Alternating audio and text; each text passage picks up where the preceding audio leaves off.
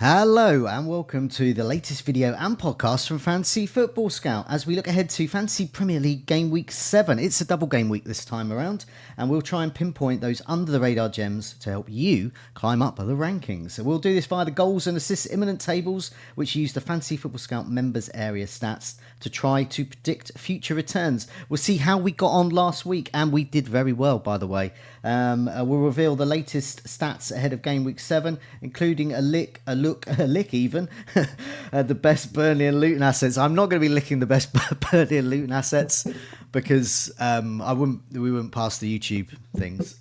In addition, we'll take any questions you have at the end of the stream, so have a think about those and post your questions at the live chat at the end. My name is Joe, and joining me to unearth some of those under the radar gems is Fantasy Football Scouts Deputy Editor Tom Freeman. Tom, welcome. How are you? I'm good, thanks, Joe. I'm not quite sure how to follow that, but yeah, I'm okay. First double game week of the season coming up, Burnley Luton, as you just mentioned. We've got the Tom and Joe derby on Saturday, which is up against Brighton as well. Just looking at the fixtures, we've got Tottenham Liverpool as well that evening, which promises to be a pretty good. So yeah, looking forward to this one. Right, yeah, okay. So we got lots to talk. We're going to look at how we got on last week in the tables. That is, that's not necessarily our teams, but just how the tables did, how well or badly we did in predicting those future returns. We'll have the latest stats. I've got on a special table on Burnley and Luton assets, so we can lick those to our heart's content, and we'll have a look at those stats. There's something I did a couple of weeks ago on this show, but just see what the latest is there, because of course Burnley are without their regular striker as well, and also we'll do some team reveals for Game Week 7, and also I've been chatting to people on Twitter, rather X, today about the impending wildcard. I'm not wildcarding this week, but I plan to soon. So I was just getting a handle on how people are fitting Haaland and Salah in. So I've got 2 or 3 drafts to put up. I hastily did, so ignore the personnel. It's more the price points there and some of the sacrifices that may have to be made. It might be useful if you're wildcarding this week. You've already wildcarded and you're looking to correct something, or you're wildcarding at some point in the future.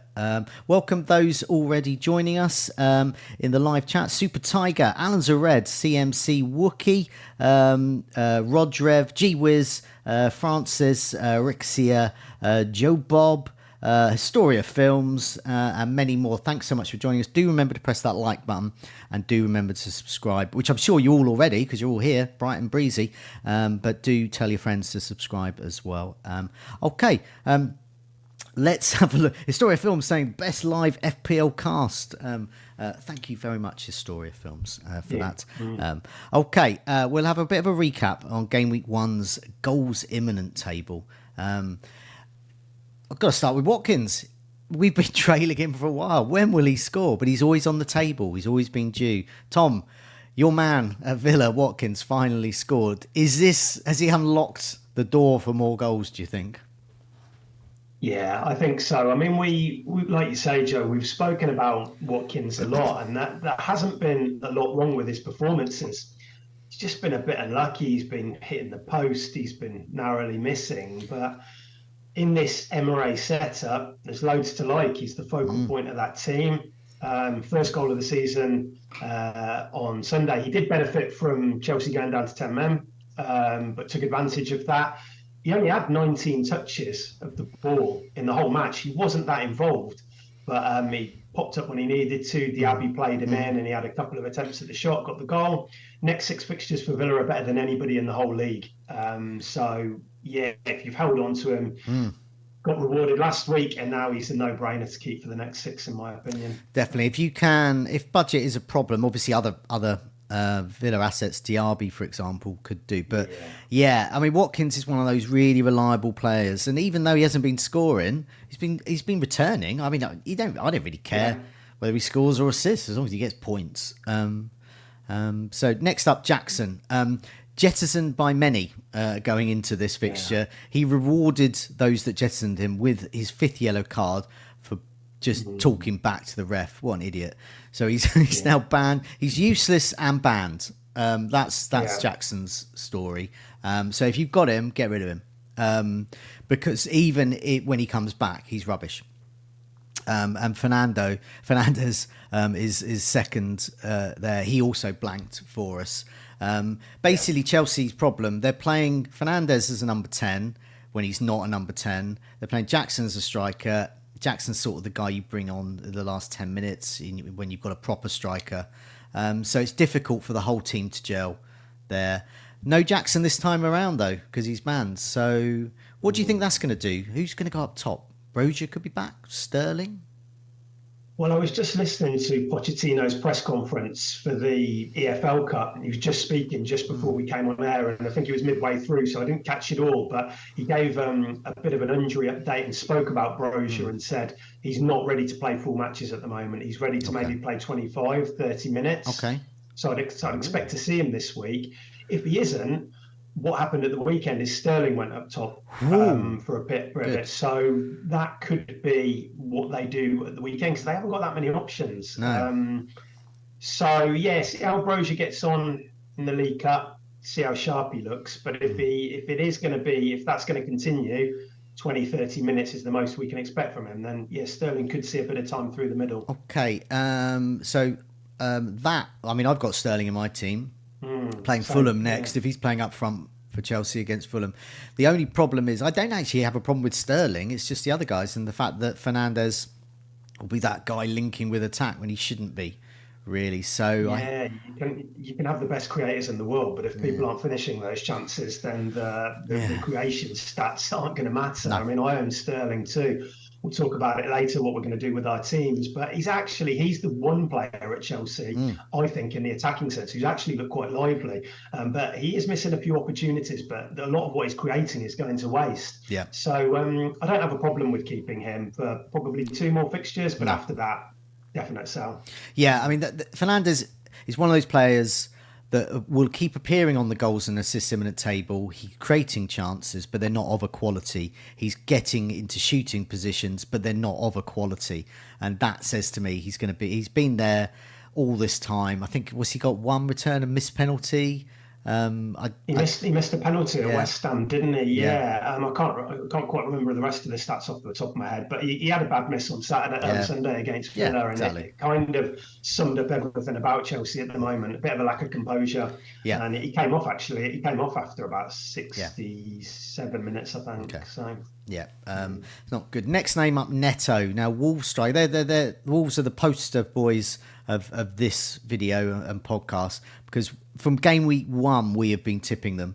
They've had great underlying stats. So ever since game week 1 stats came in, they've shown great stats. Wolves aren't necessarily winning, but their players are getting returns and their budget. Neto is the surprise again.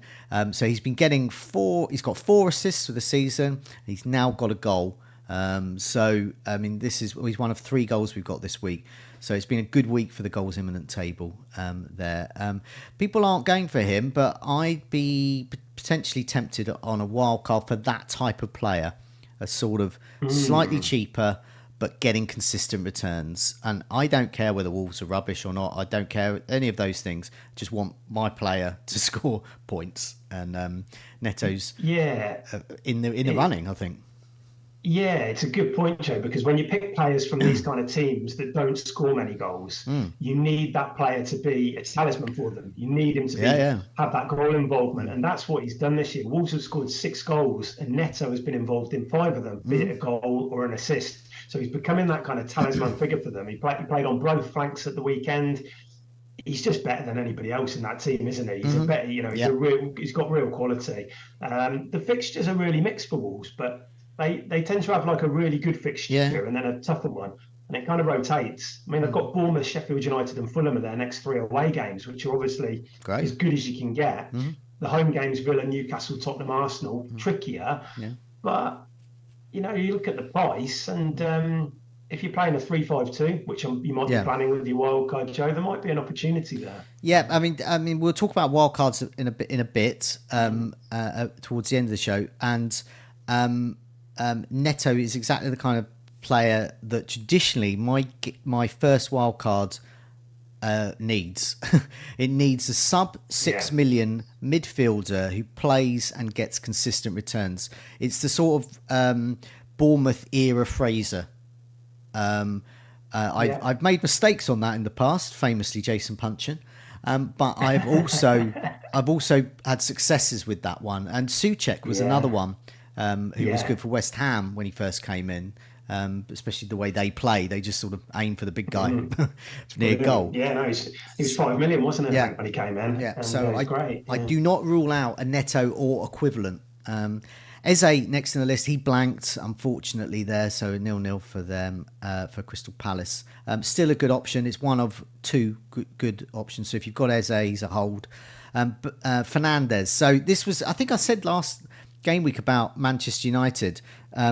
They're going to dictate how the game week went. So if you've wildcarded out your Manchester United players, you would have missed out on the likes of Onana's points and Fernandes' goal as well. But at the same time, you might have got players in that might have done well and it might have freed up funds. But so there was this divide really. So I did okay this week because I kept my Manchester United players, but you know, that could come back and haunt me next week when they fail to score against Crystal Palace, and then that'll be a problem. I don't feel overly confident. So don't get too cocky if you've got your Fernandes goal. Well, I kept my Man United assets, and I had Onana and Fernandes, and I still had a rubbish week. Right, okay. So I didn't, mainly because of a Newcastle defender, which I don't own. Yeah. But I think if you own these players, Rashford appears on this table a couple down. Yeah. Still think the fixtures are good enough for a bit longer to keep the faith, as frustrating as it can be with Rashford, especially. Definitely. Billing is next at Bournemouth. He didn't do well there, but I think the scorer was Solanke, and it was Christie was the assister. So, like Wolves, Bournemouth, much maligned. People are ignoring them, but they've got some consistent players here. So when they start appearing on this list, start taking interest. I also do not rule out getting the likes of Billing or Solanke in. I need one for my wild card at some point, one of these types of players, and I don't mind getting one of them because game week day, it looks good. I mean, get Arsenal out of the way, and they play Everton, Wolves, and Burnley in a row. Yeah. So Solanke, he's already been consistent this season. So why not stick him in on penalties? We think. It could be another. If you want to go to a 3-4-3 and you want that that £6 million-ish player, I think he's a bit more than that. But if you want, I think Solanke's 6'5" or 6'6". I can't. Yeah, about that. But great, great asset because also there are a lot of other players you can go to. There's the Brighton strikers. There's a whole bunch of strikers like Edouard, for example. I think's got a hamstring issue at the moment, but we'll find out more later in the week on that. Next up, Rashford. You mentioned Rashford there. Yeah, he's a hold. I was more impressed with Fernandes because obviously he got the goal, but at the same time, Rashford could have got an assist, I thought, but he didn't. For me, as a non-Son owner in game week 8, Rashford to Son looks quite an easy move at the moment. I think he's a hold so far, but I don't think he's ditchable. If you've owned both, definitely. Yeah, I think if he blanks against Palace this weekend, I think a lot of people will be eyeing up that move to Son as well when they go to Luton. It's just not quite happening for Rashford at the moment. He's taking a lot of shots. Yeah. I think his goal conversion rate is around about 4%, which is really low for him. Yeah. And he just doesn't quite feel like him.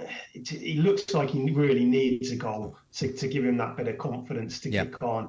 But Palace at home, it's a pretty good fixture. Yep. They conceded chances to Fulham at the weekend. Fulham had the better chances at the weekend, I thought.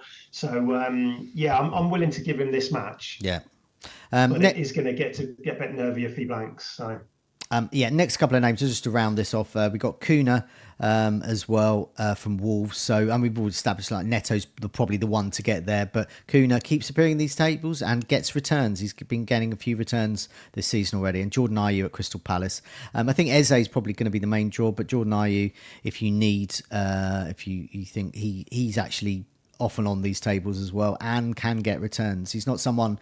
If it says Jordan Ayew scored or assisted, I'm not particularly surprised by that each week. He's, but Crystal Palace, I think I don't know what you think about this, but when Hodgson came back in, they surprisingly were very attacking. They have sort of started that way, but they're sort of reverting a little bit back to Roy Hodgson type? We're seeing 0-0s, 1-0s. Yeah.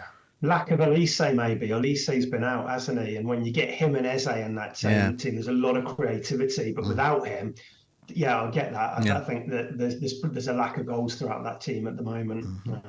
The assist imminent recap next. We're going to need a bigger table because there's a whole bunch of assists on this one, thanks to Trippier. So, yeah, a total of 4 assists and 4 goals on this table as well. So I've included the goals, even though we tipped them for assists, a return's a return. So if you got them in and they got a goal and not an assist, don't shoot us. It's still good. So Fernandez didn't get the assist. He's top, but he's got his goal, which is great. Jensen didn't get an assist for Brentford, but he got a goal as well. Now, I'll just ask you about Brentford because Rico Henry's not there. And my feeling and this is only watching the highlights, my feeling was that Brentford didn't look as good. No. And Bomo, etc., they still look good, but as a team, they didn't look as good. I don't know whether it's Rico Henry's absence, but I don't know what you think. I completely agree, Joe. I was so disappointed with them at the weekend. I thought they looked really, really poor. I thought Mbomo looked poor. I thought Wizard looked poor. They weren't very good at Newcastle the week before. I know going to Newcastle is tough, but there's just that lack of creativity over those last 2 games. I'm quite worried about them, to be honest. And Mbomo is a player which I like. He's got Forest next, which isn't straightforward at the City ground. Then they play Man United. And then they've got Burnley. So the fixtures are okay to keep, I think. But there's so many good other options at the moment. I have considered maybe moving them on. I'm not quite there yet with the decision, but I've just been so underwhelmed by Brentford in the past 2 that it's kind of forced me to at least kind of explore it a little bit. Okay. Quite a few more people have joined us in the live chat. Welcome. Likes of Will Shaw, Danny B, and Nick. I think I may have mentioned you before, but there's lots and lots of new names there. Thanks so much for joining us. Some of the other names on this imminent table we can sort of skirt over. Gross didn't play, that's why he blanked. But he did return for us the previous week, which was great. Sterling, we've already spoken about there. Could be up top. So it could be more goals imminent than assists imminent next week. Kulusevski is a player that we mentioned. I think I mentioned last week, whilst he did blank this time around, if you're going for sort of a 1 week short-term punt and you can't get to Son, I think Kulusevski is a good alternative. He seems to be lasting as well. He seems to have the manager's backing. He's not being taken off early. I mean, he's probably you would put Son, Maddison ahead, but if there's no reason on a certain given day that Kulusevski can't outscore them in a game week. So if it's a shorter term move and you can't get to Son, that could be a way into it for the Luton game. Maybe if you're planning to wildcard in 9, for instance, and you don't want to take hits, he's a cracking player. So yeah, I think ideally you probably don't want him long term, but 1-2 weeks it could work. Eze, we've already mentioned there. He's got a reasonable fixture next against Manchester United, but I mean, if you've got him, you've got it. I don't think he's a ditch. I can't believe he's the worst of anyone's problems in their team, because Eze can do it against anyone. Son is next, 2 goals. Son and Maddison are so consistent returners.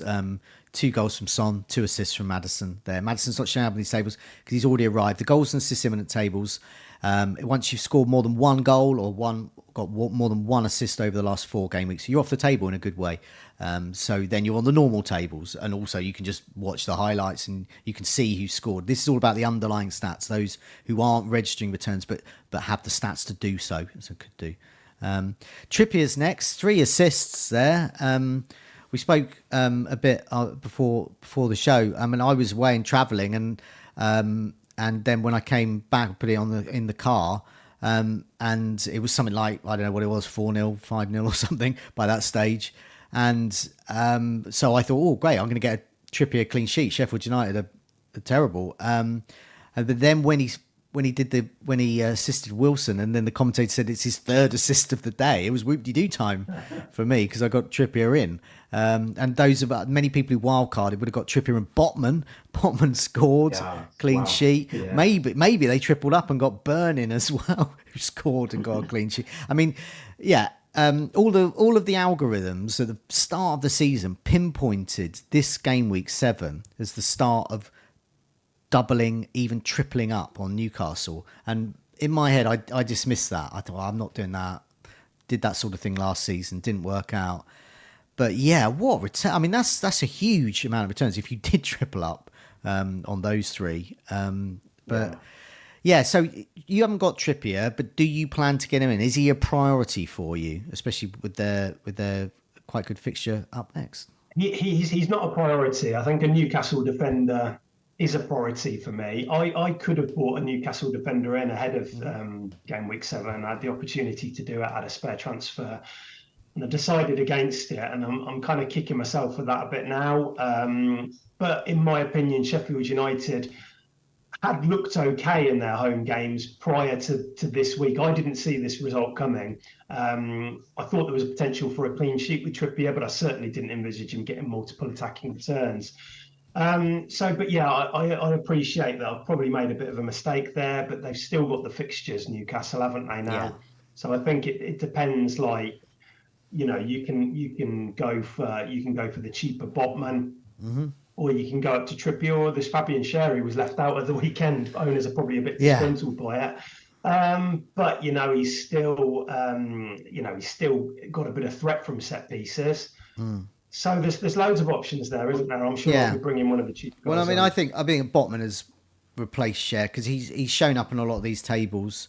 I think it was when I did a Newcastle video a couple of weeks ago, and Botman has. His expected goal involvement was much higher than Sher's.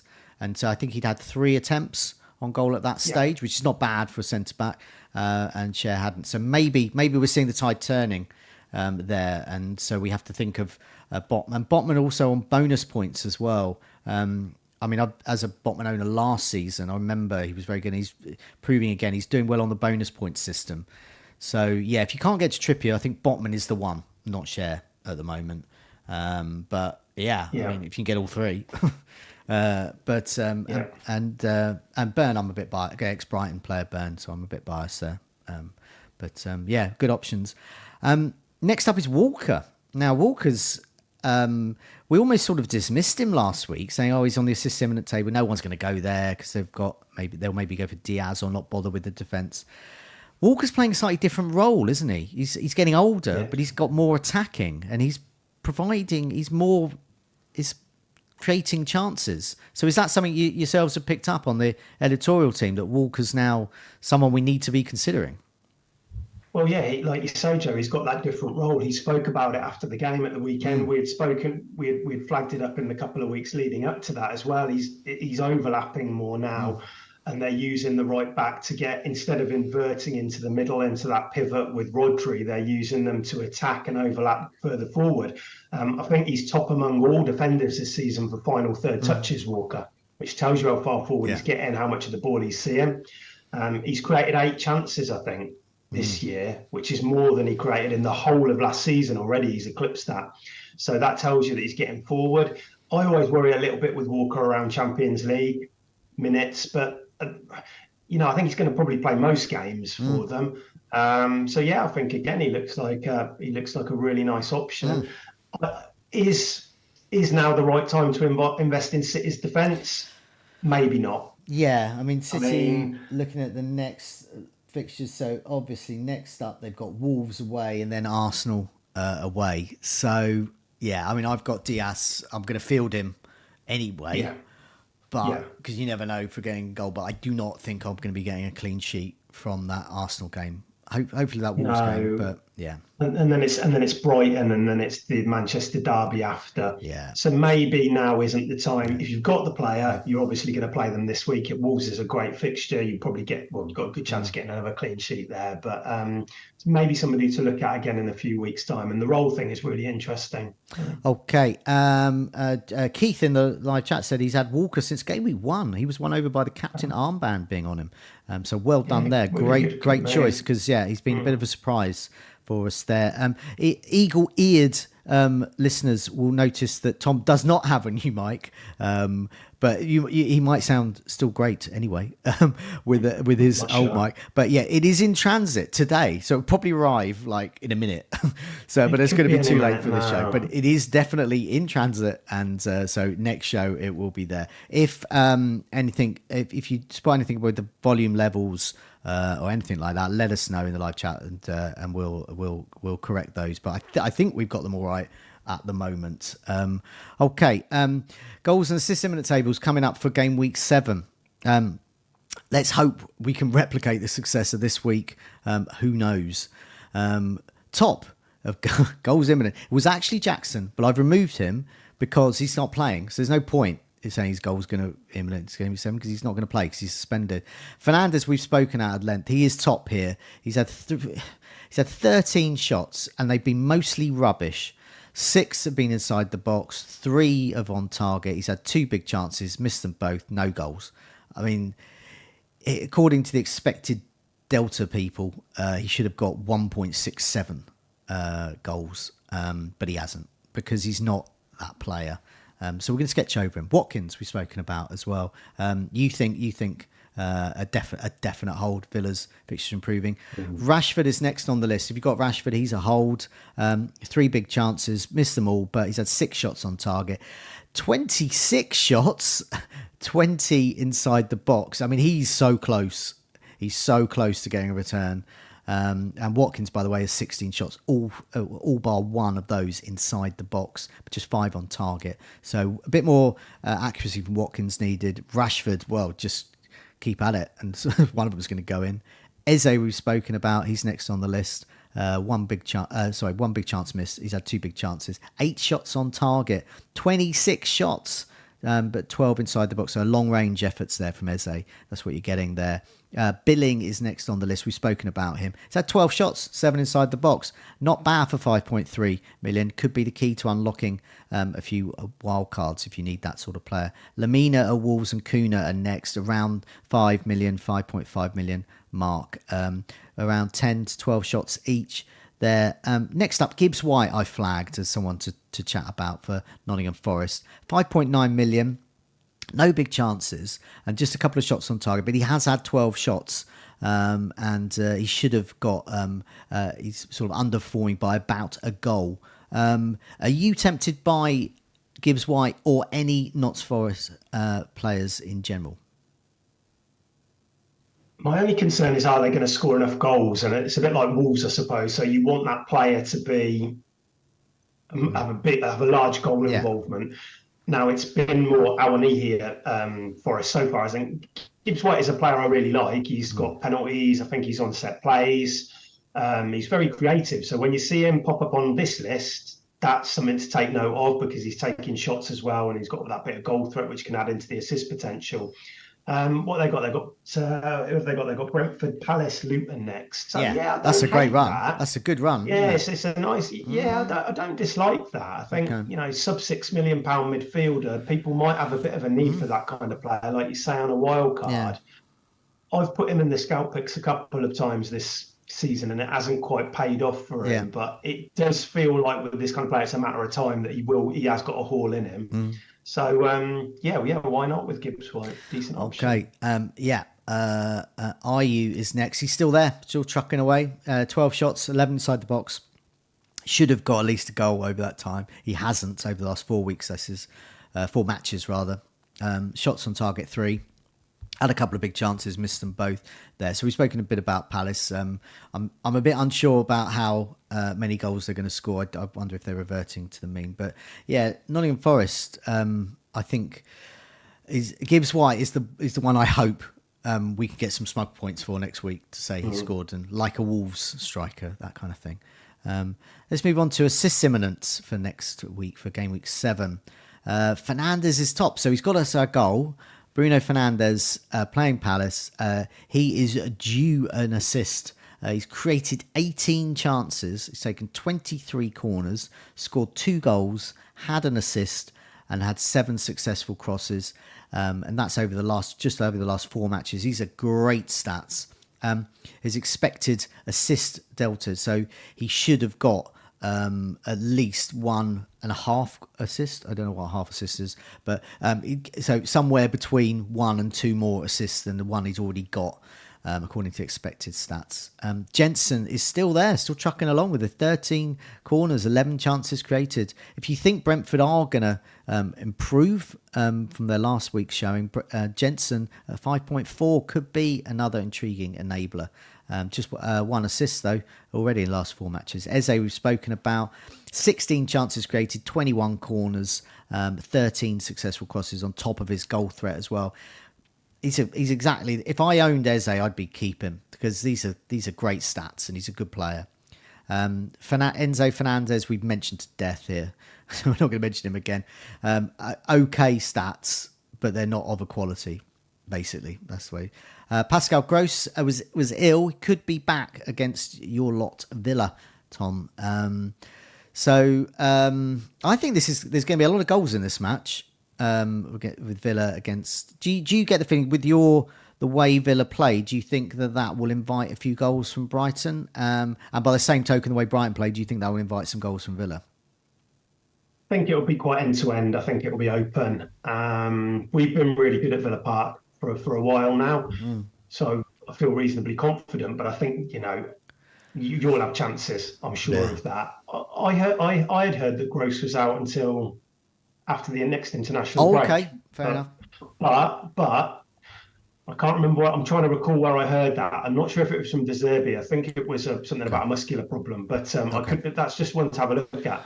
If he's fit, good option. Okay, yeah, good to know. Yeah, but a couple of people are saying that in the live chat as well. So there's me being hopeful that he'll be back.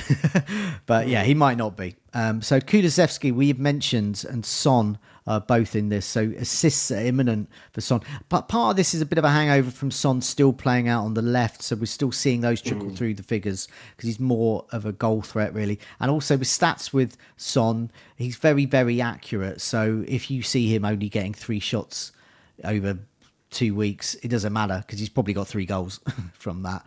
But nevertheless, Kulusevski, 15 chances created, 5 corners, a couple of goals already, no assists yet, 3 successful crosses, should have got well over another assist there, playing Liverpool next. Son, also good, 11 chances created, 5 goals. I mean, wow. 1 successful cross. So this is showing the transition between Son showing up in this table, moving down the table and becoming more of a goal threat. 5 goals. That's incredible. Well done for those that got all of those goals. Sterling next, we mentioned 9 chances created, 2 goals so far. Not too shabby for 7.2. 5 successful crosses. Got Fulham next, and he's got an assist. If somehow Chelsea can gel a bit more, perhaps Jackson's absence will create that play. So we've mentioned that. And then just to round off the table, a couple of Liverpool lads, Szoboszlai and Diaz. So Szoboszlai, very quietly, is racking up the underlying stats, and he could be due some good returns soon. He has got a goal last 4, has got an assist last 4, proving consistent, should have got at least another assist. He's had 14 corners, 12 chances created, 6 successful crosses. And then Diaz at 7.6 million, 7 chances created, couple of goals, and successful crosses. None, unfortunately, considering he's playing out wide. That could be a concern.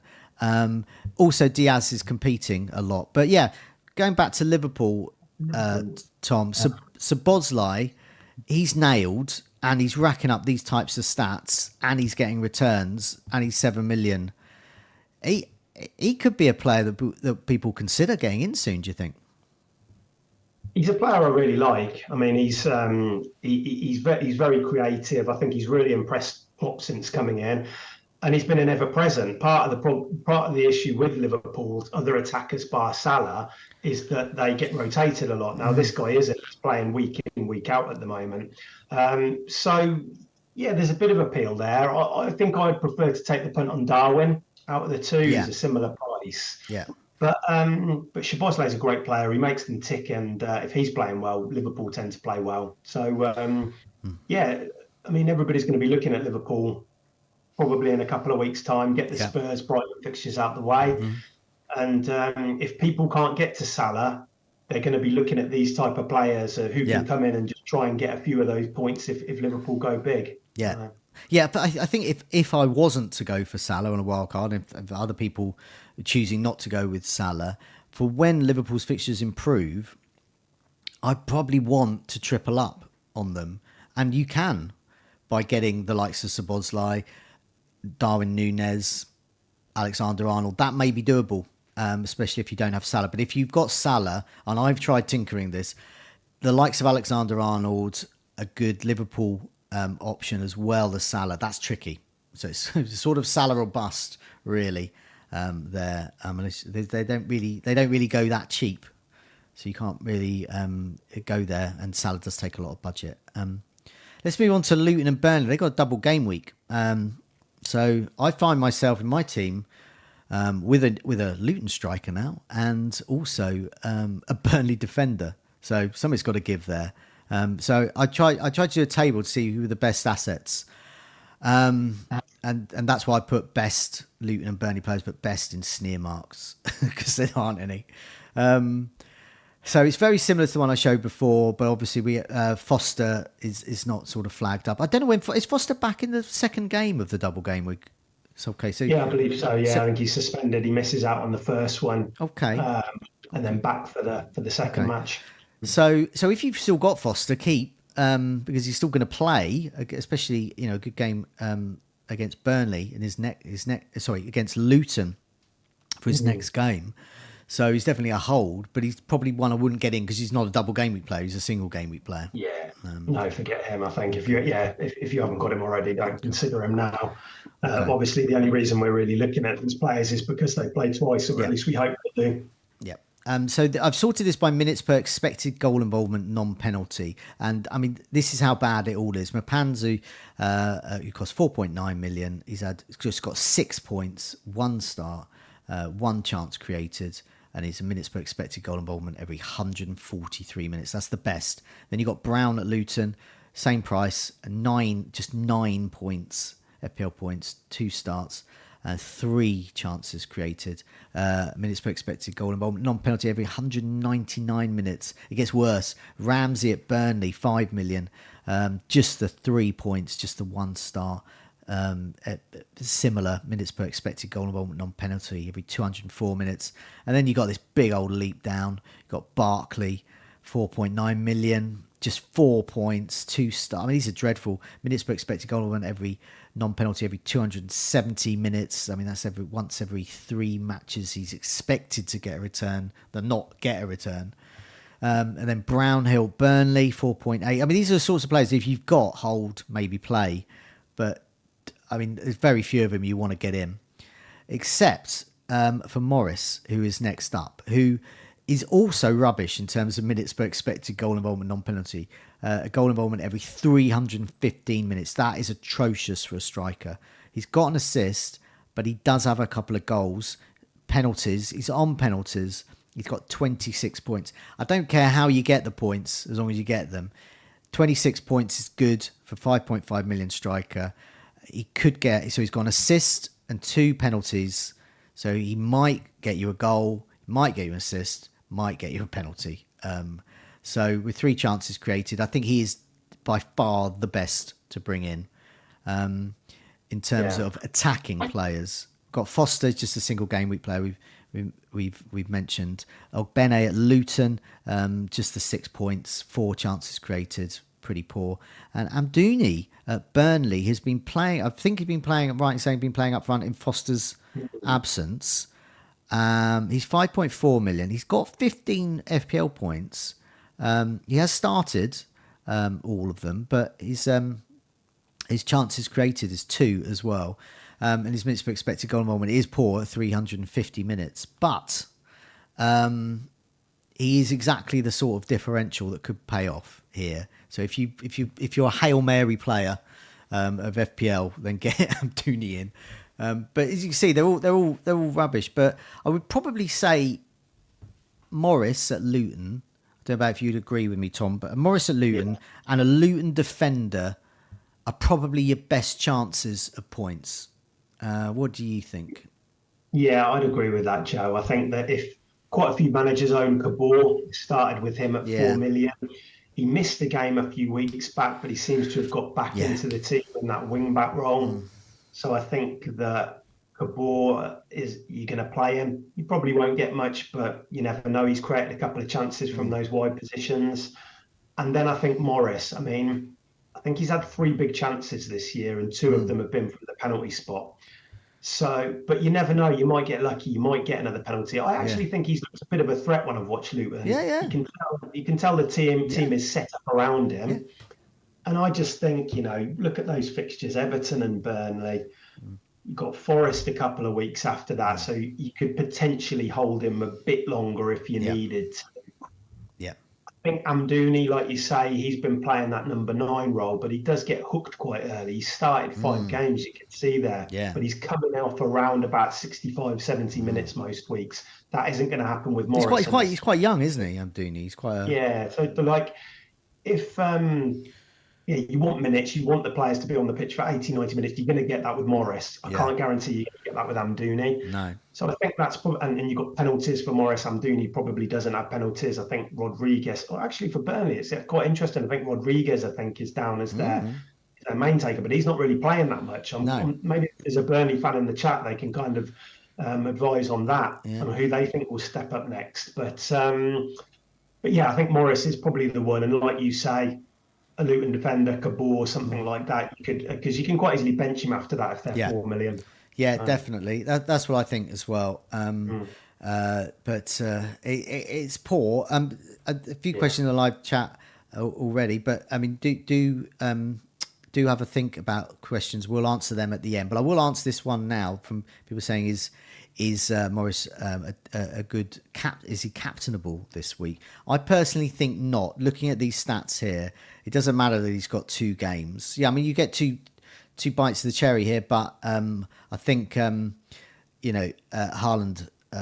away to Wolves, I think looks a much better bet than Morris. But I think Morris is a good own. And I think if you do want to go for it, there's nothing wrong with double captaining a striker there.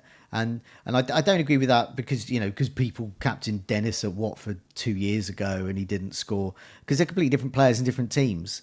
But there is the similarity is they're not great players in great teams. And whereas Haaland is a great player in a great team. Yeah, they're not going to, these type of players are probably going to be lucky to get into double figures at the end of the season for goals. If Morris gets 10 goals, I think that'd be a success. But we've got the 2 fixtures. I don't think I would captain him if I owned, just because Haaland scored a hat-trick against Wolves earlier this year in the home match, didn't he? He's going to Molineux, but under Gary O'Neill, they do give up chances. They do commit players forward. And so I think I would still go for Haaland, but I still think Morris, in terms of a second striker to own this week, is a really, really decent pick. But yeah, captaincy, you're betting against 2 fixtures, great, but you're betting against Haaland not doing anything. And we think Haaland will probably be rested tomorrow night against Newcastle in the League Cup, so he'll have had a week off. So you haven't got any fears with that, even though they've got Champions League after that. So I still think I'd be looking at Haaland over Morris for captaincy. Definitely. What we're going to do is we're going to reveal what we're doing with our teams, and then we're going to have a chat about wildcards. Just following on from, so I'm starting to think about it. I've got 3 wildcard drafts to put up, so we'll have a chat about those as well. While we're doing that, do have a think about some questions. Put a question mark on those questions in the live chat, and we'll come to those at the end after that. Okay, so lots of you in the live chat. Do remember to press that like button, really helps us out, and do remember to subscribe if you're not already. Tom, here's your team. Do you want to tell us who you've got and what your plans are? Yes. So right. So we've got Areola in goal, who I think I'm going to start over Onana this week. Both keepers have got home fixtures, but I think I prefer that home when having watched Sheffield United at the weekend. So yeah, that could change, but I'm on Areola at the moment. I've got three defenders, and I think this is probably everybody watching will agree. This is the area which needs a transfer. I've currently got Saliba, Estupinan, and Chilwell. Yeah. Happy with the first two. Estupinan, not an ideal fixture, but he's got that attacking threat. Chilwell feels like a problem. I should have made the move last week. I thought that he would play on Sunday. I've got to admit, I completely misread that game. I thought that Villa were really going to struggle coming off the back of a European game. Yeah. I thought that Chelsea were going to have that 6 days rest beforehand. I thought they would beat us. I was chatting to my son on the way to football on Sunday morning. I said I thought they were going to beat us 2-0, 2-1, and they just completely got it wrong. So I think I've got to admit that mistake with Chilwell. Yes, he could play with Gusto suspended if they shift Disasi to right back, but I just don't think I mean, do we even want Chilwell playing at left back, costing 5.7 million? No. I'm not sure we do. So I think that's an area which I need to look at with one of my 2 free transfers. Yeah. Okay. So how much money have you got in the bank then? Oh, you got 2 free transfers, so I suppose it doesn't matter so much. Yeah, I'm just going to check. I think it's just under 1 million, but I'm just going to confirm. It's 0.9 million I've got with 2 free transfers. So you can't quite do Chilwell to Trippier just off the bat. You would need to make a second transfer.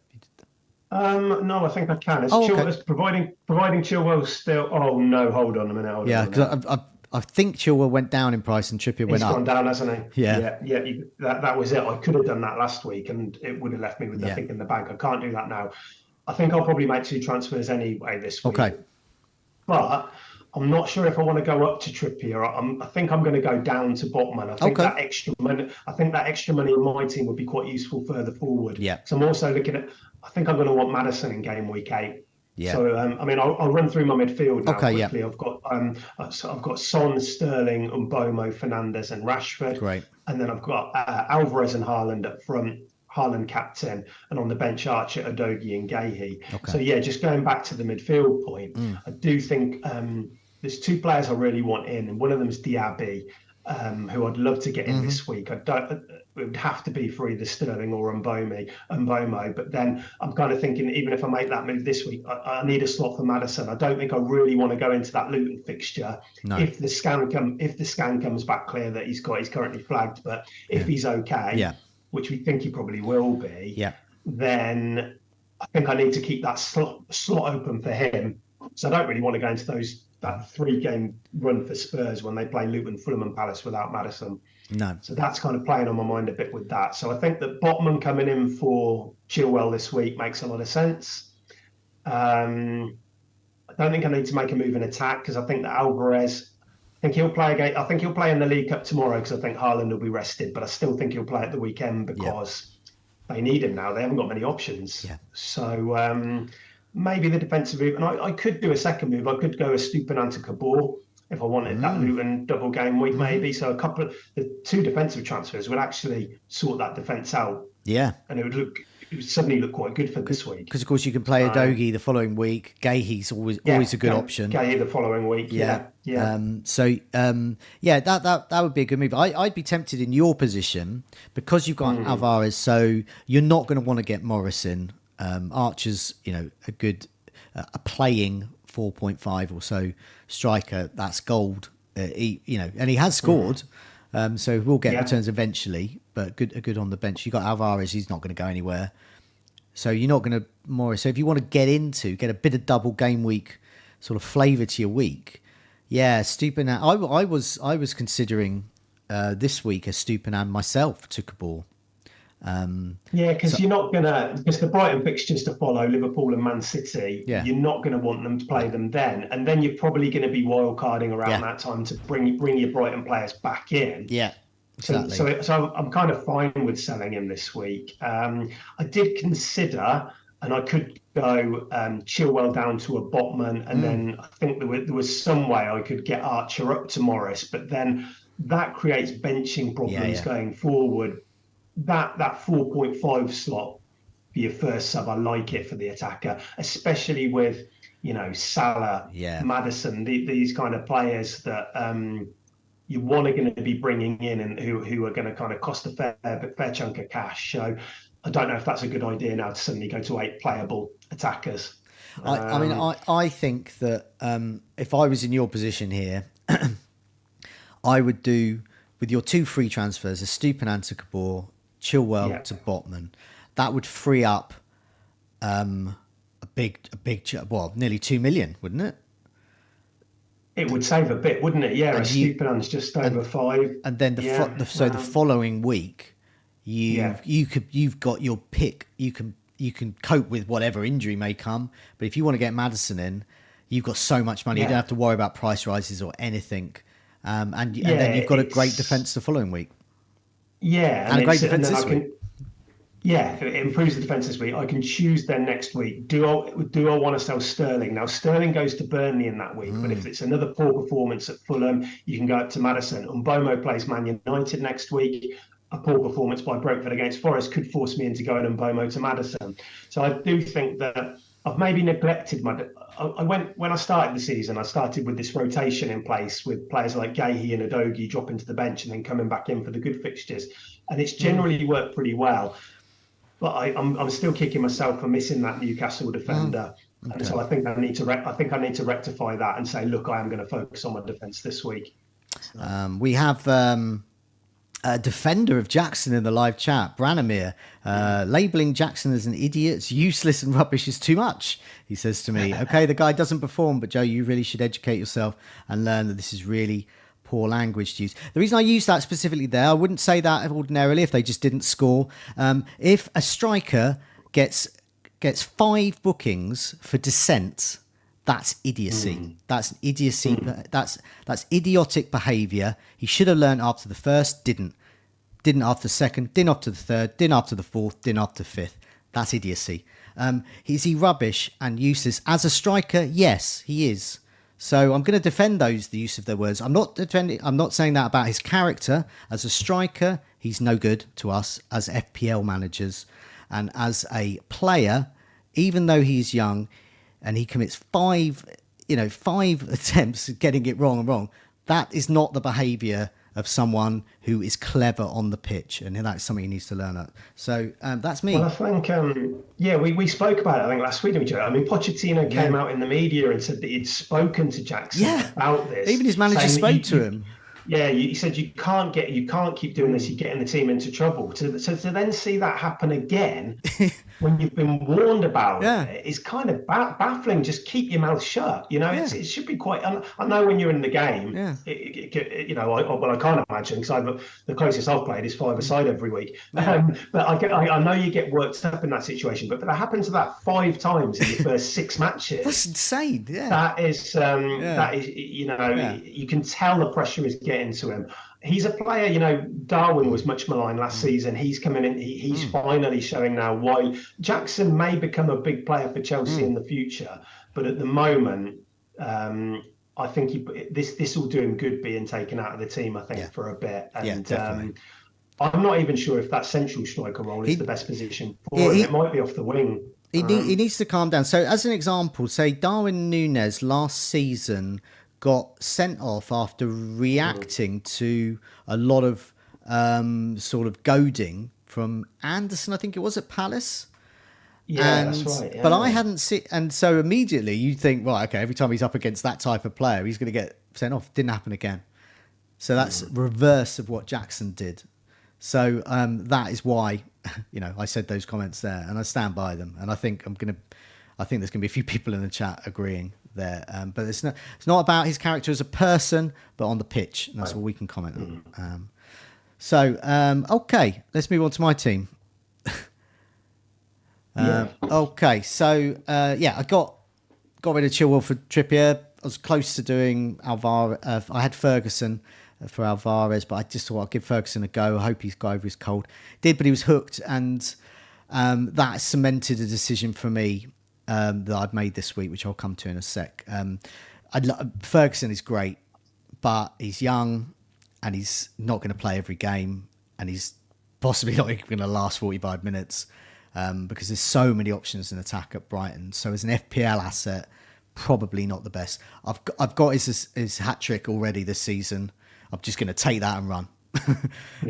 So I have got Anana against Crystal Palace at home, Ruben Diaz against Wolves, Trippier against Burnley, and I've gone for Bayer, who faces Newcastle, who just put 8 past another promoted side, and then Luton. And so I'm umming and ahhing between risking Bayer and Estupiñán, and I think I'm just going to think in my head, I just want as many players as possible. So by the final match, Luton against Burnley, I'm just going to play. Bayer instead. I think I'd do the same and just hope that Luton fixture they could get a clean sheet in it. Definitely. Okay, so I've got my midfield. I've got Maddison, who I hope is fit to play. Rashford against Crystal Palace. Bruno Fernandes, Crystal Palace. Saka, I've still kept. Sterling, I've still got. I mean, these have all got great fixtures. Bournemouth away for Saka, Fulham away for Sterling. I've got Haaland captain. I did have Ferguson. I removed him. I have made a very rare early transfer. I do not like to do this, but sometimes there are times when money does get tight. So now I had nothing going into this because of doing the Trippier move from Chilwell. What we do is I've got Morrison, because it gives me 0.5. I think it's 0.5 I've got left in the bank. And he plays Everton and Burnley. I think he's a great option, probably the only option from Luton and Burnley that I think is going to get any reasonable amount of goals or goal involvement. But what I quite like about this is it gives me 0.5. So I want to get Son in game week 8. I could do Rashford to Son easily. But if the worst happens, Son double rises, even triple rises, and Rashford goes down 1, it's enormously tight. I might just about to do that. I don't know. I could also do Sterling. I could do Saka to Son straight off the bat as an early game week 8 transfer. I can do that if Son doesn't rise. So it's given me the option for that. But basically, Morrison for Ferguson has just given me a little bit. I don't have to stress next week, and I've got a range of players I can get rid of. I do want Son, so I'll play Udogie. So on my bench, I've got Turner, Estupiñán as my first sub. I like him as a first sub. I don't think he'll get a clean sheet. Archer, Udogie, and then so next week I'll better go in with Udogie, Maddison, and Son because that's the game. I mean, Son is captainable as well. I'm sure we'll discuss that next week. Because Haaland is away to Arsenal. Yes. Yeah, I think that's a good. I think it'll be a popular pick. Spurs is the early kickoff that week, but I think they'll be popular that week. Yeah, I do think so. So Son, I mean, I've already got Udogie and Maddison, so it might just be overdoing it. And Haaland, is still. If it was at home against Arsenal, I'd captain Haaland, but. I think maybe, sorry, just to jump into really quickly, maybe Declan Rice and the outcome, if he's out, which I don't think he is, I don't think it's serious, but if Declan Rice were to be out, knowing that Partey's out as well, then that's when I think that I would be thinking, let's go Haaland. Yeah. If Rice is back, I might think that is a week to maybe take the risk and not go for Haaland. I think it happened. So Ali, who won FPL last season, we analysed his captaincy decisions. He only captained Haaland half the season. He went to Salah, Rashford, whoever. This is even outside of double game weeks. So he mixed it up there. And, we'll be 8 game weeks in by then, game week 8. And I think this could be the first time I don't captain Haaland this season then, because I think Son is a better option there. As people are pointing out in the live chat, I'm playing Bayer and Morris. Lol. So yeah, I know. That's why Estupiñán could. I still don't rule out playing Estupiñán instead. I just think Villa are going to score. So I'm thinking my ceiling for Estupiñán is probably an assist and showing up and not conceding too much. 5 points. Yeah, Maybe. I would be very surprised if we don't score. Yeah. Villa tend to score in most home Yeah. games under Emery. So then you're not expecting Bayer to get much out of Newcastle. So it's kind of like Bayer at Luton or a Estupiñán at Villa. And I can kind of see why you would take that risk. That Luton match with Burnley, it wouldn't surprise me if it was like a 1-0 win to Burnley or something like that. Yeah, so, and he passes so much that he can rack up the bonus points. He was their best player, I think, against Man United on Saturday evening. So, yeah, I think it's not like you're talking about transferring him in. You've already got him. Yeah. So I get why you'd play him. Yeah. Definitely. Also, I saw the flag on Maddison. Lots of people in the live chat are asking about him. It doesn't look like it's a serious problem. Maddison doesn't think it is. So even if he misses this week, it's not long term. He'll be back. But I think he'll be fine. I mean, he's so necessary. Spurs, it's a massive game. Maddison's not going to want to miss out on this. So that's why I've got a stupid. I wanted to get a good first sub. So if you got Maddison, get a good first sub. Yeah. I don't think Maddison's the kind of player that's going to come on. He's either going to start or not at all. That's the way. Yeah, I'd agree. Yeah, I mean, he jarred his knee, didn't he, on Sunday? He played on for a bit after. He was then taken off with Son, who wasn't 100% either, according to Postecoglou. But then after the game, Postecoglou said after the game that, look, the fact he played till almost the end is a positive. He didn't see a problem. Then it came out that he was going to have a scan on Monday. That could just be a precautionary measure, but nobody sounded too concerned on Sunday after the game. So I'm sure we'll know. Ange Postecoglou seems like a pretty straightforward guy. So I think he'll probably say in his presser, if he is a doubt or if there's nothing to worry about, if the scan comes back clear. But even if he does miss out, you don't want to sell him. No. So given what's after that, unless he's ruled out for a few weeks, which I don't see happening. So. JS in the live chat says Bayer's going to concede 16, 8 versus Newcastle and 8 versus Morris. I think Morris is becoming something that he's perhaps not in our heads. But nevertheless, it is very possible he could concede 8 against Newcastle. Okay, what we're going to do is, just to wrap up this team, I've done my move, so I'm not going to worry about it anymore. And then game week 8, I'm looking at getting Son in. I don't know who for, but one of those midfielders will go. And then game week 9, I'm going to wildcard, because by game week 9, I'll just be a little too invested in Spurs. I'll still have a bit of Manchester United. I won't have Salah. And I will have Morris up front. It'll just be it'll be a wildcard team, basically. Okay. What we're going to chat about here is wildcards, just briefly. There'll be some questions in the live chat. Do put your question mark there, and we'll answer those. So do start putting your questions in there, and we'll come to them. So I'm going to wildcard game week 9. Some people have already done that. Some people are doing it this week. Some people are doing it after game week 10. Some people are doing it around game week 18, 19, so that they can catch Haaland's absence because of the World Cup, the Club World Cup commitments there. So I've got 3 possible drafts in. I'll run through them quickly and see what you think of them, Tom, and feel free to put any comments in the live chat as well. Ignore the players as such. It's all about the sort of the price points. So some of the players are a bit different. So you might see Turner in there. It's actually Areola. So okay, so this is the first one here. It says Turner there, but it's really Areola. Last week I spoke about the Areola-Leno partnership. I think they rotate really well. What I hadn't looked at was how well they rotate going forward. So it was just for the first few weeks, but it keeps going on and on. They're just absolutely perfect. They're both great players.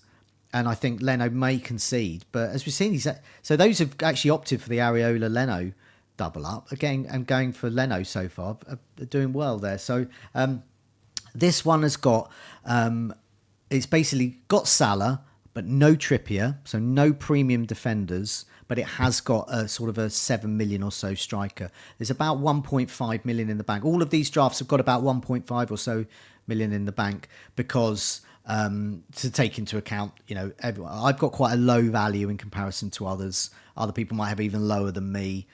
So it just shows you what you can do. So I've got a Estupiñán who I want to keep. I've still got Bayer, but that could be any 4 million defender. And then I've got 3 4.5 to 5 million defenders. Botman for Newcastle, Matty Cash and a Dogie. And I think that will cover me because I'll play 3 at the back. And then whichever's got the worst fixture out of a Stupinan, Botman, Cash and a Dogie, I'll bring the other one in off the bench there. So I've kept Saka. I just really like his consistency, which is the same reason I want Salah, because I like his consistency. They may play bad, but they'll do well. But Salah comes at a cost, and the cost here is no Trippier, no Alexander-Arnold, for example. Mitoma's a player I want to get in. I consider a move from Fernandes or Rashford to Mitoma an actual upgrade, and it saves me 2 or 3 million. Diaby's there, but he could be another 6.5. He seems the best, I think, out of that. I want to keep Maddison as well. And I've got Archer and Alvarez and Haaland. So this one here, I like. This would be something I'll probably go with. I've got 0.5, so there'll be extra changes. I probably won't. I might not even be able to afford this, but I can make sacrifices. I don't. What's your wildcard position? Are you going to wildcard soon, or not bother, or?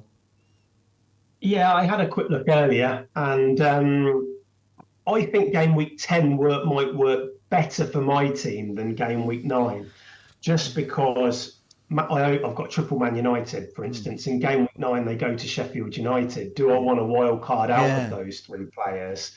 I also don't have any Arsenal now. I want to bring Arsenal. Well, I have Saliba, but no attackers. So game week 10 is they played Sheffield United. Then that's the time for me to move for Arsenal players, I think. And I think there's a couple more instances in my team. I'm just going to have a look that I'm sure there was something else which somebody else or that I owned. I can't quite see it right now, but it made a little bit more sense for me in game week 10, I think. But it's very team dependent. I'm not saying that's a definite. I might get to game week 9 is nice in a way because you'll have 2 weeks during the international break to really kind of look. I like having that time to do it. But yeah, I think I'll be wild carding in and around 9, 10, something like that. Yeah, I mean, there's an interesting point when you say about Manchester United. So I'll be ditching my Manchester United players as they had a good fixture. Was it Sheffield United game week 10? Did you say, or game week 9? Yeah, in game week 9. No, it's even worse. So I go straight into that probably with oh my god, I've wasted my wild card, and other people will have that as well. But I cannot see how the likes of Fernandes and Rashford fit in if you want Salah as well. I can't. No, it's. I mean, I think if you're going to, I think the players you probably want on the wild card are probably Haaland, Salah, and Son, and that is very, very difficult to. You can do it, but it requires sacrifices elsewhere, doesn't it? Okay. So, and game week 10 as well. It's that Brighton fixture swing kicks in then. And then that might be a time. I mean, it's going to be complicated with Brighton, isn't it? Because of Europe, we saw in the last week the rotation, but somebody like Mitoma is going to play more often than not. Yeah, so, and I think the same with the Stupinan as well. And also, so that's why I wanted to make sure I had a bench, because you've got to, and I want Brighton assets. So I'm looking for I think it's game week 10 or so. Their fixtures start improving, and so I don't want to miss out now. And I think those who wildcarded last week, for example, probably didn't go for Brighton assets, and so they might want to consider getting them in. Here's another draft I put up. I'm calling this one Gordon's Alive, because Gordon could be the key to unlocking Trippier. And I may or may not go for this. Gordon's on 4 yellow cards, I understand, but so he might have actually got banned and come back by the time I wildcard. He might still be on those, and he might be. I'm not sure whether he got all the 4 yellows for idiots behaviour of just answering back. They may have got them for just like reckless tackling here and there. But which is still not good, but it might be some dubious yellows there. But anyway, so ignore Turner, it's Areola and Leno. I still like that. I think that's going to be locked in for me. Stupinan is still there, Bayer still there, Botman, and I've managed to go up. So no Matty Cash, I've gone up to Trippier 6.5. So I've got that double. So when Newcastle's fixtures are good, I can just go double Newcastle defence. And Dogie is there as well. Then I have got Saka, just want to keep him. So as you can see, he's nailed on. Salah nailed, Mitoma nailed, Maddison nailed. So I've got quite a few of these players are pretty much locked in. I mean, I don't own a lot of them at the moment, but they're locked in my thoughts. And Gordon is that 1 million or so cheaper than the likes of Diaby. And it was something I completely forgot about. I think I spoke about Trippier last week on the Newcastle All or Nothing documentary on Amazon about sort of what a footballing machine he appears like. He's almost like a robot, and it indeed is. His robotic assist delivery is incredible. But one thing that struck me in that documentary was that when Gordon came into Newcastle, he was seen as the great hope for Newcastle under their new ownership. They had pinpointed Gordon as exactly the player they needed. And at the time, they were on a bit of a bad run. And they saw Gordon as their saviour. And I think most of us here just thought, what, that young kid who's at Everton, who like Chelsea wanted for like 100 million or something. But I think he's showing that he's actually the player they bought. He's the player that they want to have. And Barnes is out at the moment. So Gordon will definitely play. And I think he's an intriguing option here because look what he unlocks. You can keep Alvarez. So up front, I've got Archer, Alvarez and Haaland. So you can have that 7 million or so striker. You can have Trippier. You can have Salah. Obviously Haaland. You can get Saka in. Keep Maddison. And you got. So what do you think of that, Gordon? Could he be in your wildcard? Well, a week ago, I would have said no because of the rotation, but this toe injury to Harvey Barnes, which Eddie Howe's come out and said is probably going to keep him out for months rather than weeks. Suddenly now he's the main man on that left flank. Right. And what we've always wanted at Newcastle was a nailed attacker. We've always wanted Wilson or Isak to kind of cement that place where they're starting every league game, and it hasn't happened. There's rotation all over the place there. So maybe Gordon now at 5.6. He's not going to play every game because he can't play every game with Europe, but he's going to play most of those games. I think now he's young. Howe loves him. Yeah. So I think that I completely get why people are kind of looking at Gordon as a bit of an enabler now. He's definitely gone up my kind of watch list from this time last week after the injury to Barnes. Yeah. And for me, historically with my wildcards, I'm looking for like a Ryan Fraser. I'm looking for that 5.5 midfielder. Gordon could be that guy. And look what it unlocks, and that's really good. So I do not rule this out. Here, I'll put a third one in here. So this is the 4-5-1. I'm very, very unlikely to do this, but other people might want to. And once again, look what it can unlock, which is quite good. You get... So once again, these have all got about 500,000 left in the bank. So you can still have that Leno, Areola. You can still splash the cash on that goalkeeping combination. You get the likes of a Stupinan in. You can have Botman and Trippier and Udogie and Cash. So you've got a great back five there, and you just bench whichever one. So you've got a 4 there, and you've got 5 good defenders. Bench the one with a poor fixture. That's great. And you've got a great first sub. You can have Saka, Salah, Matoma. You can go up to Diaby. There's no need for Gordon. You can go straight to Diaby and you get Maddison. Archer is still very crucial to this sort of setup. I've got another one, so 4.4 Mbama there. And then you've got Haaland. What I like about this is that you can just have a good first sub on your defence, and you can just play a 4-5-1. And often I find trying to nail the right striker is quite difficult. But why I probably wouldn't do this is very inflexible. I'm sure I will want another striker at some point. And to miss out on Alvarez or Watkins or, whoever, even like a Ferguson again, or even getting a João Pedro would be difficult. It's you've got to make some more sacrifice. So it's very inflexible, this. So I probably won't go for this, but other people might want to. But I don't know about you. Would you consider 4-5-1, or do you sort of share my fears of it as well? Yeah, I like having that slot open for somebody in that kind of £6 to £8 million kind of bracket, because there has been quite a few. We've spoken about it on the tables. There's actually been quite a few forwards who've been really interesting, be it Edouard or Awoniyi or Solanke recently. You've got Morris now. You've got Watkins, who's about starting some good fixtures. So there's and Alvarez, of course. So there's a few too many good options there to restrict myself to none, I think, which is what you're essentially doing with that draft. Yeah.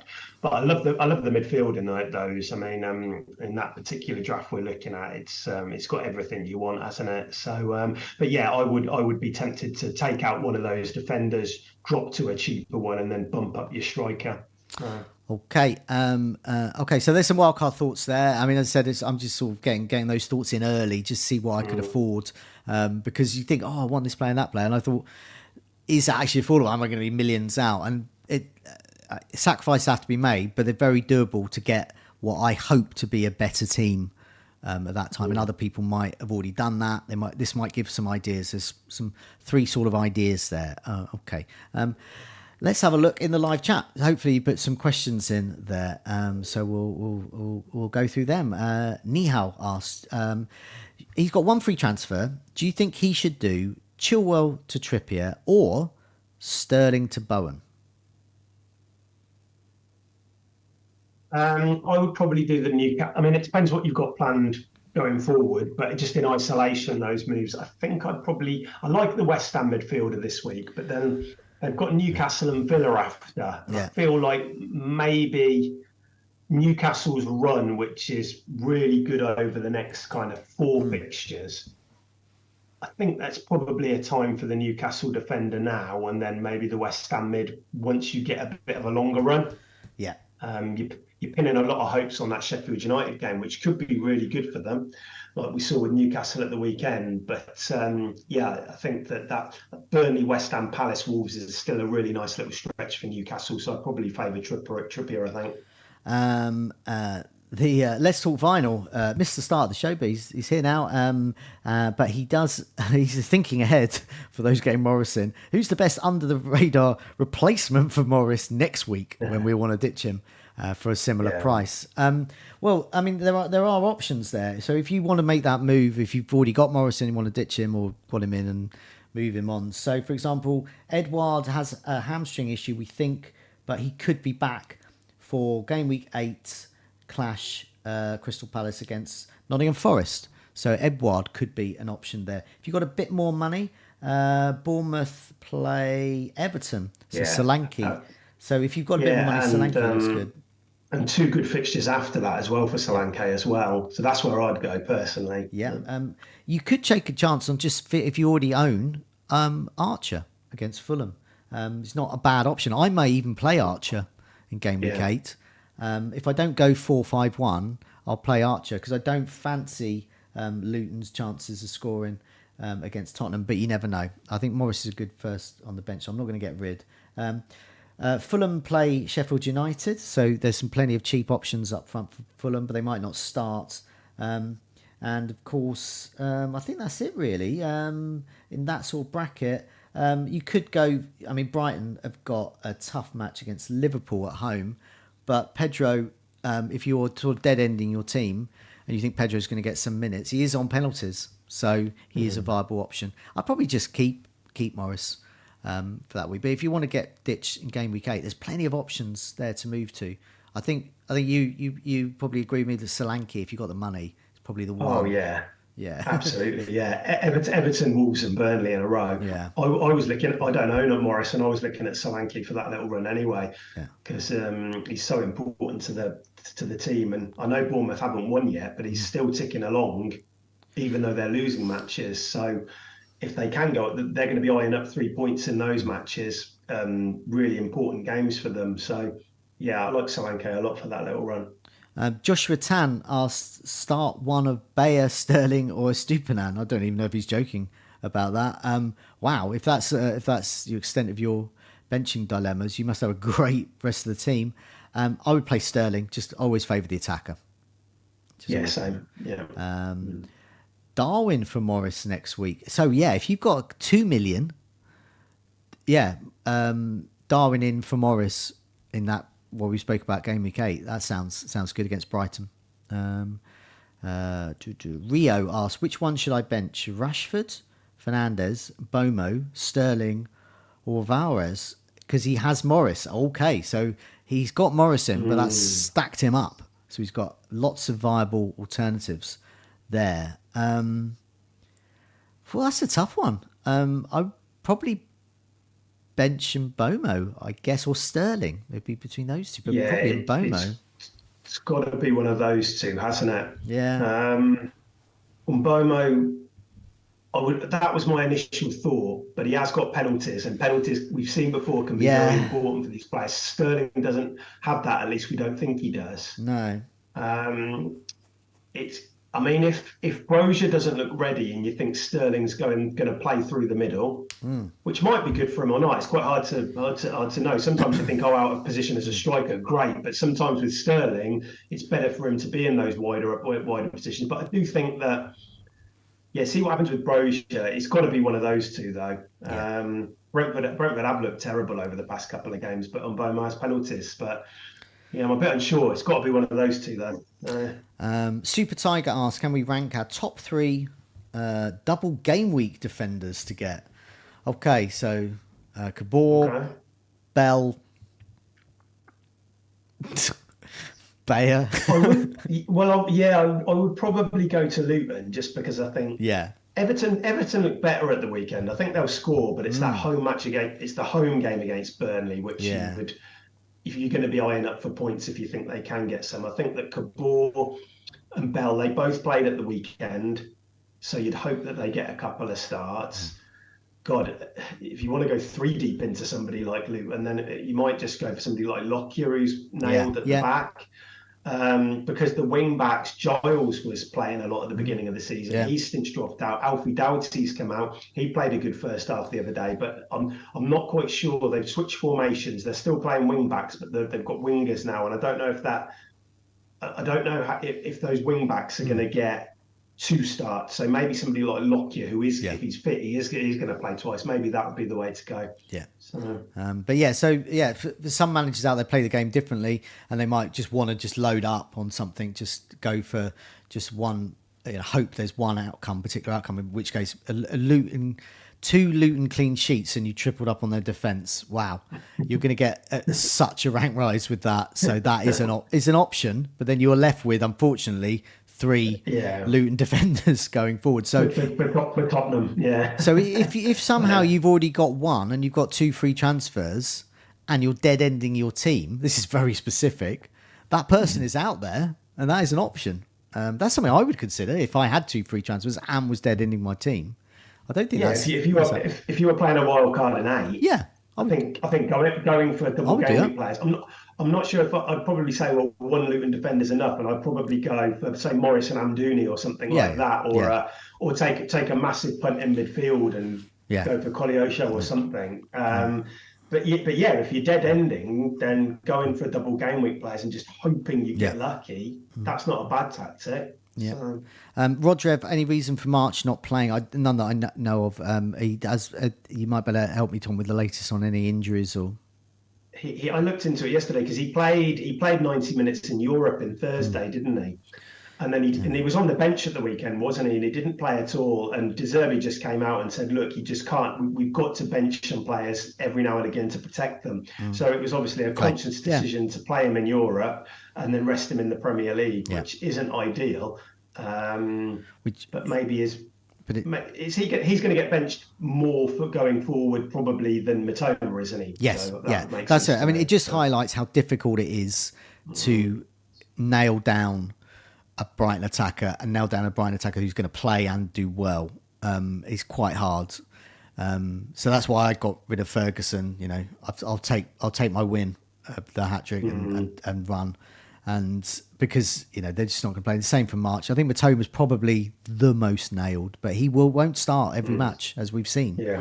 But he can change a match when he comes on. Daniel asks, he's surprised at seeing no Trent Alexander in Wildcard 9 drafts.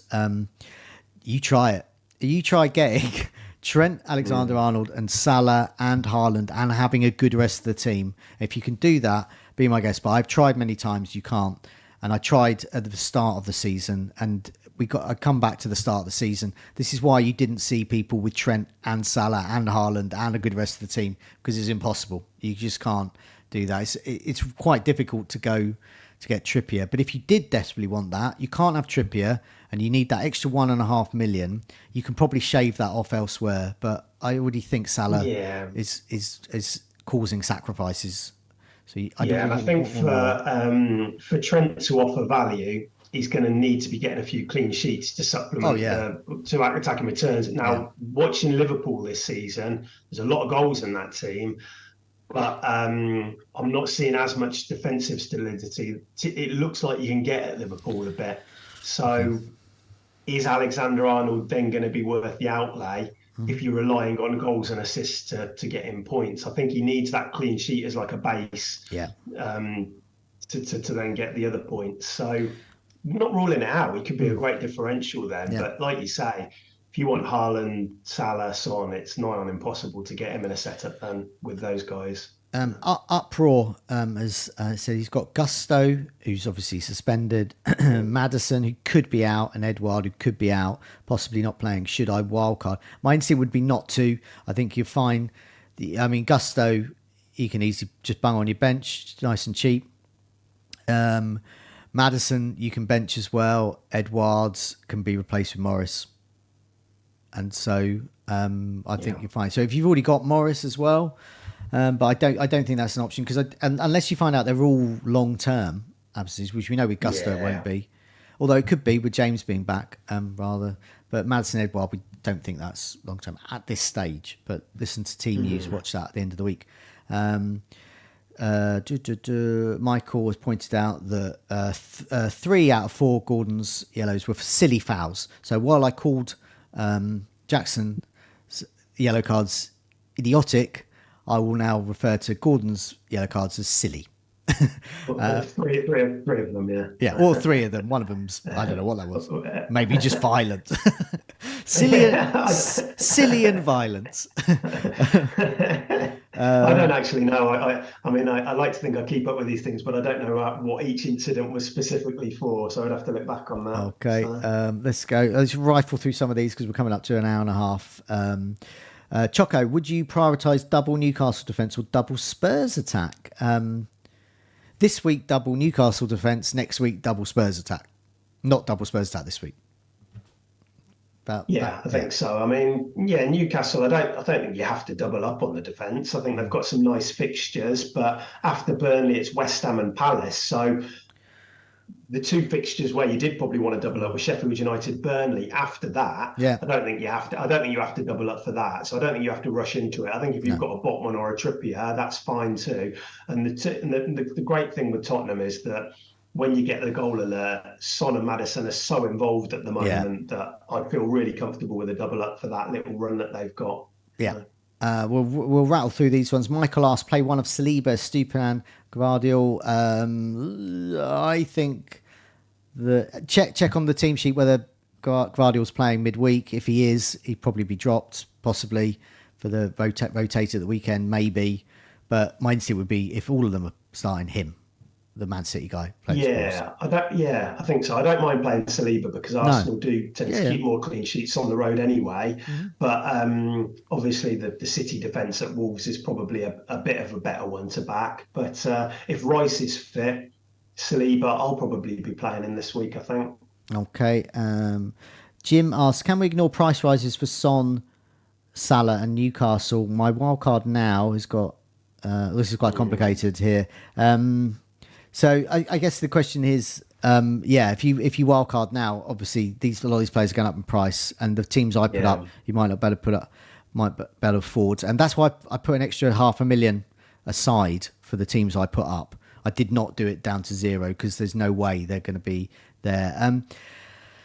Even I'm conscious of price rises, and I'm notoriously don't care about price rises, but even I sometimes, when you're edging towards a wild card and you're starting to get the teams you want, I don't think you can ignore the price rise. So if you want to get a Newcastle or player or Son or Salah long term and you can get them now, I don't think you need to wild card now, but you can. So for example, Tom, in your case, you might want Botman going forward anyway. So sensible move to get him in because he's going to go up in price a lot. And that's, so I think that counts with a lot of players. Son will go up next week. Maybe not this week, but when people start seeing those fixtures, he's against Luton, he's going to go up in price. Yeah, I think I've seen that quite a lot in the community. People looking at potential wild card teams you could be £1 million. They could be £1 million more expensive in 2 weeks, but Yeah. I don't think you can use that as a decision to wildcard. I think you've got to do it when it's right for fixture swings for your team. I don't think price changes can be the key reason for wildcarding, and the landscape can change a lot in 2 weeks. The best wildcard team now might not be what you're thinking in 2 or 3 weeks. All it could take is an injury or a ban, and then suddenly you've got a bit more money to play with. Yeah. So. I mean, I would probably say you don't have to do that. No, I would have said Mbomo was a lock on my wild card a couple of weeks ago in game week 9. Yeah, no, now, maybe I could do without him. Having said that, he'll score a hat-trick next week. But final question here from Omar, which sort of sums up a whole bunch of other questions, which is quite nice. It says, what is your preference between getting Morris this week and then just having one transfer to look at getting Son or Maddison in, and Maddison, or rolling, and that gives you the flexibility to go into game week 8 and really go to town on Spurs if you're not stacked up on those assets. So I guess you're in that position. You've got two free transfers. You could get another Luton player or address perhaps get a Newcastle defender in, or you could give yourself a lot of flexibility and just retain those two free transfers for next week. And then, what would you? Yeah. It kind of depends who that striker is that you've got, who you're saying, should I go to Morris? It doesn't say, does it, who the striker is? If that is somebody like Edouard, who is a doubt, then going to Morris makes sense this week. If it's a player like Alvarez, for instance, who a lot of people got in last week, I think he'll probably play at Wolves, then I'll probably say no. I think you can probably afford to stay. It depends on the quality of that striker and the jump in how much Morris is going to be better than that striker that you've already got. Whilst the double attack Spurs it would be really nice for Luton. There are other good options still. I don't think we have to say that's an essential move. I think it's a nice move to play. But we've seen there's a lot of good midfielders out there at the moment, and not all teams, Maddison and Son, won't work for that. As long as you've got one of them, I think, then I don't think you have to rip up your teams for them or anything like that. So, no, it's shape. It could do well, but it's not. I've been more enthusiastic about double game weeks in the past. Put it that way. Yeah. I mean, we thought that the double Spurs attack was going to pay off last week against Sheffield United, and it didn't, did it? Omar has revealed is for Jackson. So in that case, I would definitely make that move because Jackson's a problem long term and indeed short term. But also, I would do that. Also, that frees up money, so you don't necessarily need the 2 free transfers because then that will give you 1.5 in the bank. And you might have some more anyway. In which case, you've got a bit of flexibility. It means you can't get both Son and Maddison, but you've got flexibility. Having money in the bank's a really nice option, I think. I would definitely do that. Okay, thanks everyone for joining us in the live chat. Thanks so much for your questions. Thanks for listening to us for an hour and a half. Hope we've given you some thoughts about some of those under the radar differentials on our tables, some Luton and Burnley gems maybe, and also getting those sort of wildcard thoughts, whichever stage you are at that, whether you can do it now or some point in the future. But thanks so much for joining us. Tom, thanks for joining me. Good luck with your game week. I hope it's better than last week's. It sounds like it will because you've got loads of options and you can do lots and lots of moves. Yeah, although I can remember looking at our teams last week, Joe, and we thought that you were going to be in for the tricky week and I was going to have the good week, and it didn't happen. So I don't want to get too confident, but I do need a good game week. So I've had a couple of poor ones. So let's see how it goes anyway. Yeah. I'm so with me. I'm 1 million up, 1 million down. I can't. I just it's really difficult this season. That stage of the season. Yeah, definitely. Excellent. Thanks for joining me. Thanks everyone for joining us. Take care. We'll see you next week for some more goals and assists, imminent gems. See you then. Bye now.